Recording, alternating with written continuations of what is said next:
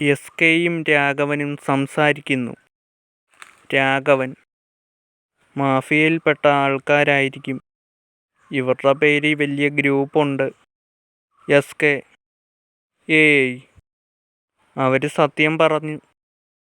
Raghavan: sir, ഇതൊക്കെ എങ്ങനെ സാധിക്കുന്നു? എസ്.കെ: ഇതൊന്നും ആരും പഠിപ്പിക്കേണ്ട ആവശ്യമില്ല. സത്യസന്ധനായ പോലീസുകാരൻ ചെയ്യേണ്ടതാണിത്, അല്ലാതെ ആസനത്തിൽ വാലും ചുരുട്ടിവെച്ച്. രാഘവൻ: ചായ. രവീന്ദ്രൻ ചായ കൊണ്ടുവച്ചു. രാഘവൻ കുടിക്കുന്നു. എസ്.കെ: എനിക്ക് വേറെ പണിയുണ്ട്, പോകുന്നു. സേതുവിക്രം: വാ മോനെ വാ, ഇന്നെന്തായിരുന്നു ഡ്യൂട്ടി? എസ്.കെ: ഇന്ന് ഭയങ്കര ഡ്യൂട്ടിയായിരുന്നു. നിന്നെപ്പോലത്തെ കഴുതയോട് പറഞ്ഞിട്ട് കാര്യമില്ല. വസ്ത്രം മാറുന്നു, വന്നിരുന്നു, മിച്ചർ കഴിക്കുന്നു. ബാക്കി സേതുവിന് കൊടുത്തു. സേതുവിക്രം: ഒരു കപ്പലണ്ടി പോലും വെച്ചിട്ടില്ല നാറി. രണ്ടുപേരും കട്ടിലിൽ കയറി കിടന്നു. ഉറക്കത്തിലേക്ക് വീണു. സൂര്യൻ മാനത്ത് സ്ഥാനം പിടിച്ചു. രാഘവൻ: കള്ളന്മാരെ ഇടിക്കുന്നു. രാമേന്ദ്രൻ വന്നു. ആരെ കാണിക്കാനാ ഇപ്പം ഈ പ്രകടനം?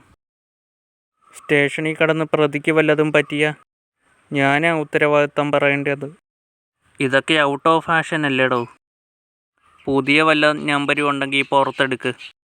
പ്രതീഷ് കുമാർ വന്നു. സാർ, ഇതിൻ്റെ മുഴുവൻ ഡീറ്റെയിൽസും കിട്ടിയിട്ടുണ്ട്. രാമേന്ദ്രൻ: കണ്ടോടോ, പോലീസായ ഇങ്ങനെ വേണം. തന്നെപ്പോലെ ആണും പെണ്ണും കെട്ട തരമല്ല. തൊപ്പി വലിച്ചെറിഞ്ഞ് വേറെ വല്ല പണിക്കും പൊക്കൂടെ? Bloody nonsense. രാമേന്ദ്രൻ്റെ വീട്ടിൽ. രാമേന്ദ്രൻ: തന്നെ ഇവിടെ കാണാനില്ലായിരുന്നല്ലോ. എസ്.കെ: ഓരോ അന്വേഷണത്തിന് വേണ്ടി പോകണ്ടേ? രാമേന്ദ്രൻ: എത്ര നാളായി കണ്ടിട്ട്? സസ്പെൻഷൻ കഴിഞ്ഞല്ലേ? എന്തായാലും ഊണ് കഴിച്ചിട്ട് പോയാൽ മതി. എസ്.കെ: അതിനെന്താ, അങ്ങനെ ആയിക്കോട്ടെ. രാമേന്ദ്രനും എസ്.കെയും ഒരു നിറപുഞ്ചിരി സമ്മാനിച്ചു. കൃഷ്ണവാര്യരെ കള്ളൻ പിടിക്കാൻ ശ്രമിക്കുന്നു. പ്രതീഷ്: ഞാൻ ഉടനെ വരാം. ബൈക്കിൽ പോകുന്നു. കള്ളന്മാരെല്ലാം അടിച്ചൊതുക്കുന്നു. കള്ളന്മാരെ ജയിലിലടയ്ക്കുന്നു. പ്രതീഷ് ലീവ് ലെറ്റർ എഴുതിക്കൊടുക്കുന്നു. അനീതയുടെ വിവാഹമാ, അടുത്ത ആഴ്ച. ചെല്ലുമെന്നാ പറഞ്ഞേ. അതിന് ഞാനില്ലെങ്കിൽ ശരിയാകില്ല. രാമേന്ദ്രൻ: എന്നാ ചെല്ലുതാൻ. ഡോറിൽ തട്ടി.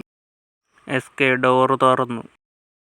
പ്രതീഷ്: ഞാൻ വീട്ടിൽ പോവുക. അനീതയുടെ വിവാഹമാ. എസ്.കെ: ഇത് പറയാനാണോ നീ രാത്രി വന്നേ? പ്രതീഷ്: അതിനെന്താ? എസ്.കെ: ഞാൻ കൊണ്ടുവിടാം. എനിക്കെന്ത് ബുദ്ധിമുട്ട്? പ്രതീഷ്: സാരമില്ല. ഭയങ്കരമായി മഴ പെയ്യുന്നുണ്ടായിരുന്നു.